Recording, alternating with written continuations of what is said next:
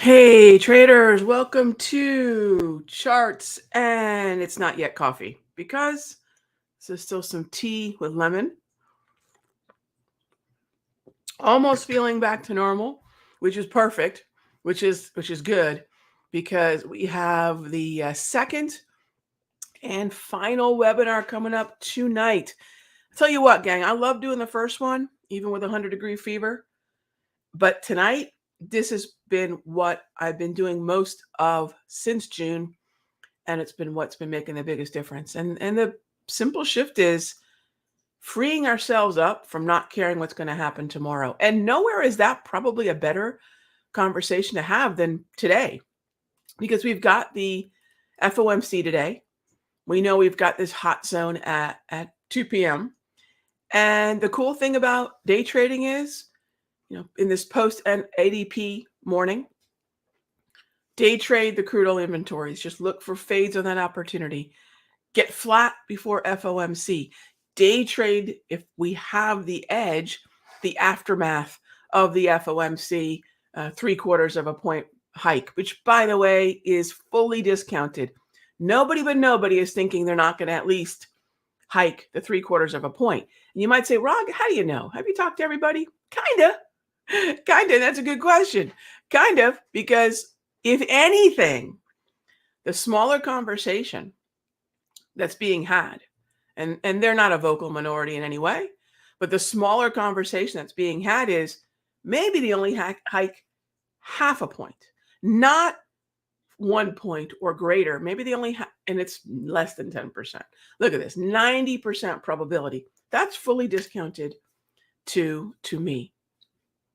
And that's what we know is priced into what's going on in equities, what's going on in treasuries, gold, the US dollar, the euro, notes, etc. Right? The VIX, even. We know this is what we're going to get. Does, however, Powell sound more hawkish? That's the question we have to ask ourselves. And that we won't know until, well, he starts speaking. Day trading allows me to look at the day today in really three different pieces. Four if you count pre-market, which is where the ADP came out. ADP, pre-market window, the morning window, go eat lunch. No need to trade during the doldrums unless you hate your money, in which case I can recommend some great charities that will prefer the capital over Wall Street. Some people treat Wall Street as a charity. Isn't that funny? We have the afternoon session after the FOMC. That's four different opportunities throughout. So pre-market, AM, FOMC, and then even going into the Asian session. That's a fourth session if you want to think of it that way. And each one of those are going to be impacted by different stages of what we think they're going to do, what we know they did, and what they said about it, right? That's what's so cool about day trading. It's almost you're trading four different days in one. All right. So yes, I get very excited about these things. All right, gang. But as always, as we caffeinate and dominate, and somebody asked me what's the tea that I'm rocking today. This is oolong, which is just smooth. It's good. Some oolong. All right. I do like tea too, just not more than coffee. It's a close second. I do love my tea as well. I guess I need tea and trades and charts and coffee. All right, kicking it off with Kevin. What are my thoughts on RTY for a short? Sure, let's take a look at the Russell. So remember with the Russell, it is not a high concentration weighted index. It's not a high concentration index. So the tricky thing about the Russell is that it can do its own thing. I will tell you this, Kevin, the days that I know the Russell is probably going to be a better moving, more probability, higher probability mover for me is when it moves with the Dow of all things. All right, so we've got the V-score resistance, 200. So are you looking at the daily? So again, when you check out the webinar tonight, again, if you haven't registered, even if you can't attend live, which I always answer a lot of questions, so live is cool. But even if you can't attend live, this way we can send you the replay out. You're going to notice I day trade off one time frame, 5 minute. I swing trade off one time frame daily. I manage my portfolio and position trades off one time frame, the weekly. Life is really simple when you look at one time frame and you know your task. So I'm imagining it's the 200. You got the resistance overhead. V-score resistance, yep. Be careful though. It's one of 3 levels we could be looking at. So I would consider this the aggro level, but what do you have stacked here? Right, neutral market 200, VWAP, V-score. Puts. So this is the final piece of the puzzle. And this is, again, if we talk about the one pattern, I've been talking about that a lot because people ask me that a lot. Rock, if you could only trade one thing, what would it be? That's what I'm teaching you all on Saturday. What is the one thing? And that one thing is something that, like I mentioned in the last webinar, my mentor said, just find the one thing in this crazy environment, hang on to that, let that be your touchstone, let that be your anchor, and then build from there. My hot rodders out there, you can hot rod a motor to your heart's content, but if you are not starting with a good sturdy block, what's going to happen? You're going to blow your motor up, right? You start with a really good engine block, and then you can bolt, you can supercharge it, turbocharge it, bore and stroke it, whatever you need to do, right? I was looking at, some aluminum blocks for my Fox Body Mustang, and I'm thinking, if I'm going to upgrade this thing, I got to start with a really good engine block. All right. What's my engine block here, right, Kevin? Neutral market, overbought. And the pattern is going to be the last piece. And I don't see the pattern confirmation yet, but I'm with you. If there's anything to do here, it's going to be a little bit more on the short side as we're on the upper end of the range and arguably overbought. All right. Thanks for the question, Kevin. Good stuff. Good eye. Hey there, Prince. I've mentioned in a video that my fave window to trade is between 7 and 9. My favorite window to trade, that's my second favorite. My favorite is the morning setup that I do every morning with the Sector Secrets Mastery folks and with the futures folks. And by the way, I did get confirmation, double check, but I believe I got, although I've had a fever for a week, so who knows what I heard. But even the basic level is going to have a month with me in the Sector Secrets Mastery. So my favorite window, Prince, is the one that I trade with the Mastery, and that's 9:30 to 10:35. Yeah, 9:30 to 10:35. So what setups are valid if we don't have the clearing range? Is it the combo? Yes. Yeah, it's the other tools that I have. Exactly. You got it. All right, GC, what's up with gold? Hey there, Risk On. Great handle. What's up with gold? It's weak. It's neutral, but it's neutral bearish. Big difference there. It's definitely neutral bearish. Can we buy gold? Yes. I'd prefer to buy gold at one of two levels, the -2 standard deviation or about the -2 standard deviation. And remember, standard deviations just don't move from whole number to whole number to whole number. So when people say, are you looking at +1, +2, +3? No, I can get much more granular with the V-score. I can say, no, it's really a 2-2, or it's really a 5, it's really a 3-7, right? Find precisely where that is, not just 1, 2, 3. I wish it was that simple, but sometimes it's going to be a 2-2. And we can get that specific. So buy would be fine because it's neutral. So we're fighting a little bit of the overall sentiment, but at least we're not trying to buy in a downtrend, which is a big no-no, right? So my thoughts on gold are I would short it the closer we get to the -1 standard deviation, which is going to put us, I would also, so you might say, Rog, is it just the V-score that gets you in? Oh gosh, no, right? The process is patterns in 3 places: volume, trend, price. So I need the other 2 to agree, but we're definitely on the right track for something interesting in gold, whether that be a long. Now, why would gold move higher? It's on a fear barometer, gang. As much as that gets repeated, just saying so, don't make it true. Gold is going to increase if the real yields, which is the nominal yield of a bond minus the rate of inflation, decreases. What's going to be the easiest way that could happen right now? Inflation stays steady, bond yields come down, that chasm narrows, gold goes higher. That's what we're looking for. So keep an eye on bonds as well. Absolutely keep an eye on bonds, because that's a big part of that puzzle, if you will, to figure out what's next with gold. All right, next up is prediction. When Powell opens his mouth, all the indices will go down. Yeah, we'll see what happens. They're going to do something.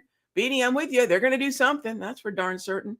Hey there, Martha. Good morning. Have I ever done straddles in my trading? And if so, when is it a good time for that? So straddles. I do a variation of a straddle. And these are old school. It's so funny. You don't hear this jargon anymore. But I don't ever want to be neutral about a market. That is against what I teach. What do I always teach? If you think you could be long or short at any point in the market, you don't have a trade, right? So that's where straddles and strangles tend to be against my trading religion, right? If I'm not clearly bullish or bearish, I'd rather be on the sidelines. There's no harm in sitting on the bench in a game that we are playing that, as Grandpa Buffett said, the balls come by, no strikes. My Phillies fans out there have got to be stoked. My Phillies fans out there, what a game yesterday, 7-0. Woo. I was just watching the Dusty Baker press conference before I came on. He's a class act. I do like him very much. The idea as a ball player is I can't watch strikes go over the plate, right? I can't. Strikes will be called against me. Strikes are not called against us, right? So I'll sit and watch as many pitches go by unless I have an edge. The edge in straddles is having directional bias, volume, market trend, price. And then I'll do, if you want to Google these, Martha, and maybe I'll talk about these in the mastery in December. We have a little bit of time. Strip and strap. Check those out. And they're basically straddles with a directional bias preference. So you're able to offset the cost of your position, but you have a directional bias. You're not 50-50 about it. I'm never 50-50 about anything, right? Y'all know that. So that's what satisfies this need for me to make sure I've got directional bias in a trade. So check those out. Old school options, but yeah, I don't know why people don't talk about strip and strap straddles anymore, because they do work really nicely. How much do the HPMRs cost? Well, Zane, if you're in the Sector Secrets Mastery, as many of you already are, if you've signed up for the class, you're going to get the NASDAQ, S&P, Dow, Russell, and those ETFs free. Cool. If you're in the futures room, you get the Dow, Russell, NASDAQ, S&P futures free. So I've always made those indices free to the futures room in my mastery. So the first thing we do look, I don't want you all having to buy an indicator like the HPMR. That's a subscription, right? That, check it out, see if it works for you. It is unusual, right? It's a unique tool. And it's probably one of my favorite things that I've ever created. Now, if you want a broader symbol list, if you want a broader package, including currencies, treasuries, energies, stocks, ETFs, just a bigger list, then there is a premium that you can check out. And I'm really looking forward to, maybe next year relaunching the whole volatility, because I know Lorna's going to kill me. Lorna, cover your ears, and Trish too, because those we're going to be coming out with the daily price movement ranges as well. All right, Lorna. Thankfully, Lorna's out in Pluto in a state called Washington. I'm in Florida. So luckily we couldn't be any further away, unless you lived in Alaska, bot. So I'm safe here. So volatility is such a secret weapon that really, frankly, nobody has, because nobody has HPMRs except for us here at Simpler. Now we're going to go to DPMRs. Oh, she sent the Home Alone kid face to me. Oh yeah, we're going there, bot. DPMRs are next. So imagine knowing how many standard deviations we are away from the historical volatility on a daily time frame. Yeah, I'm stoked. I'm stoked about that. So we have the HPMRs and DPMRs, and try the free ones out first, and then see if that's something you want to use. HPMRs, however, are an intraday tool. Zane? Yeah. All right, Brett. Hey, Brett, good morning. Just signed up for the webinar. Awesome. Is there somewhere I can go back and watch the first one? Yes, the Simpler Trading YouTube channel. Go to Simpler Trading YouTube channel, go to videos, and then click on decoding volume right there from 6 days ago. That's where it's sitting right now. Okay, it's on YouTube.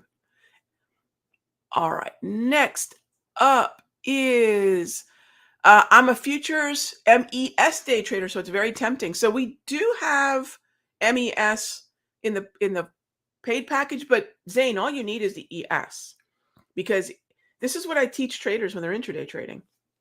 Use the ES as your visual guide. It's the one where the broadest opinion is being expressed for that nearly 24-hour time, right? In other words, think about the 1 hour a day that the S&P futures are closed, as opposed to SPY, SPX being closed from after 4 until 9:30.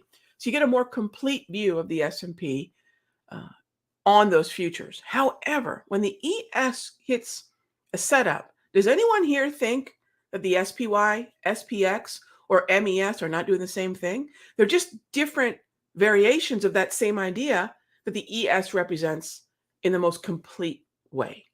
ES is not going to do something that SPY is not reflecting, or SPX is not reflecting, or MES. So you get to look at one symbol and then choose your own adventure into that specific symbol version, into that specific version of the S&P. Maybe it's SPY options.